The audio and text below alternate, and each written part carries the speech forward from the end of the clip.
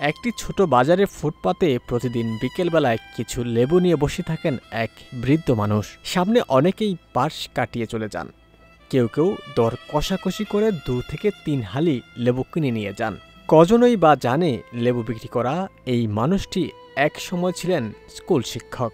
3 যুগেরও বেশি সময় ধরে ছেলে মেয়েদের শিখিয়েছেন সরেও সরেয়া ক খ। শত শত ছাত্রছাত্রী তার হাতে গড়া। কিন্তু অবসরের পর শুরু হয় জীবনের আরেক বাস্তবতা।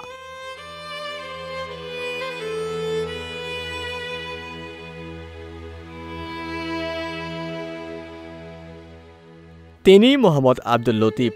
৩৮ বছর শিক্ষকতা করার পর লেবু বিক্রি করে চলছে তার সংসার। ভাগ্যের নির্মম পরিহাসে জীবনের শেষ বয়সে এসে পথ বেছে নিতে হয়েছে ৭৪ বছর বয়সী এই শিক্ষককে। ১৯৭২ সালে প্রতিষ্ঠিত যশোর সদর উপজেলায় ৫পাড়িয়া মাধ্যমিক বালিকা বিদ্যালয়ের শিক্ষক ছিলেন তিনি।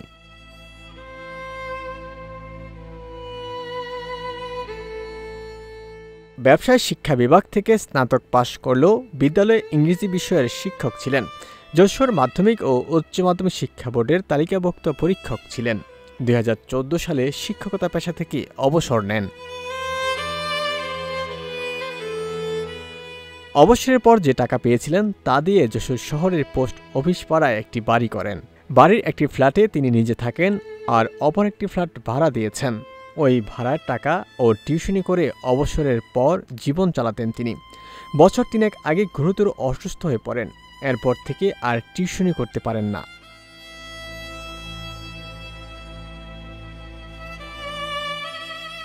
আব্দুল লতিফ বলেন, ৩৮ বছর শিক্ষকতা করেছি, ইংরেজি পড়াতাম, শত শত মেয়েকে মানুষ করেছি।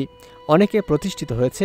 আমার সেই মেয়েরা মাঝে মধ্যেই আমাকে দেখে যায়। তারা আমাকে এই অবস্থায় দেখে রাগ করে, কিন্তু কি করব, বাড়িতে বসে থাকতে ভালো লাগে না। আবার জীবিকার জন্য কিছু টাকা তো প্রয়োজন। বাড়িতে বসে না থেকে বিকেলে কিছু লেবু নিয়ে বসে থাকি। এতে ১০০ থেকে ১৫০ টাকা আয় হয়। এতে আমার সংসার চলে যায়।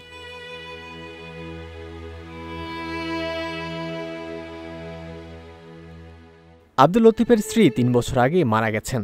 বাড়িতে এখন ৫ জন থাকেন। একমাত্র ছেলে ঢাকা একটি কোম্পানিতে চাকরি করেন।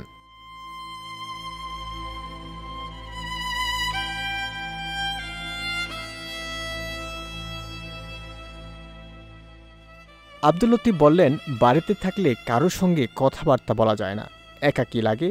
এখানে বসলে কিছু মানুষের সঙ্গে কথা বলা যায়, সঙ্গ পাওয়া যায়। এটাও বা খারাপ কি? তাছাড়া ইউরোপ আমেরিকায় কোনো কাজকে ছোট মনে করা হয় না। তিনি কাজটাকে ছোট মনে করেন না।